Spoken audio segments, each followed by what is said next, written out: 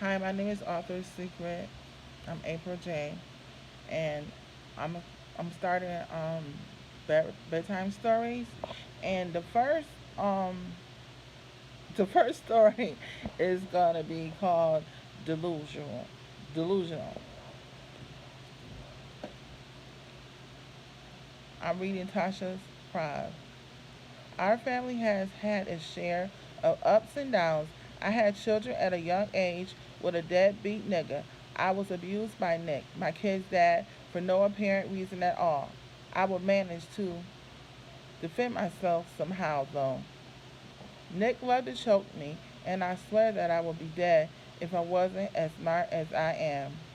I would grab his balls and twist and squeeze them bitches until he was in so much pain that he had to let me go. Nick used me as a punching bag until one day I went to Family Dollar and bought some steak knives. They were five in the pack for $1, and they were very sharp knives. I took those knives and hid them inside my apartment for protection. If this nigga wanted to fight, I had decided to cut his ass the next go around. Nick was a drunk. That meant me no damn good. I tried to stay with him for our kids, but when Nick started smoking crack, things got worse. Nick was stealing money from my purse, and one time he stole the TV, the baby formula, and all the food from the freezer and pantry. Oh, and the microwave too. I was dealing with his side chicks and whores. Also, Nick would come from home. Nick would come home on some stupid shit because he was high and didn't have money for his next hit. The thing we would be arguing about sometimes were dumb, like why there isn't food cooked for him. Now this nigga has been gone a whole damn week. Why would there be a dinner plate ready for him? Bam! Nick would punch me or slap me, but this time I had a knife nearby and I cut his ass. Nick would be screaming like a wild animal, and I would call the police and have his ass arrested. I got tired of fighting with him and usually just and finally just left. I raised my children on my own until I met JT. JT actually changed our lives. He has been very supportive and loving towards us. JT is an amazing stepdad, too. My man isn't perfect. No one is. He has had his shares of entanglements over the years, but thank God that we are finally over that. JT and I had never had children together. I had four children with my ex, and he had seven children with other women. I am okay with that. To be honest, I wasn't happy at first when I found out about his children. I was stunned. JT had been fucking around on me during our entire relationship, and I just couldn't accept this at all. Somehow I got over it, and now we are one big happy family. Okay, this is JT's pride. I am a changed man. I had to put my woman first. I used to have so many women blowing up my phone.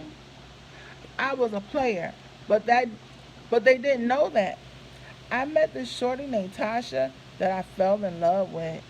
Tasha had a few kids, but that didn't matter to me. Tasha was sweet, kind, and loving, and respected herself. Most of these women that I dealt with were gold digging bitches who neglected their children just to get next to me. Tasha wasn't that way, but she was the type of woman that I could take home to my mama.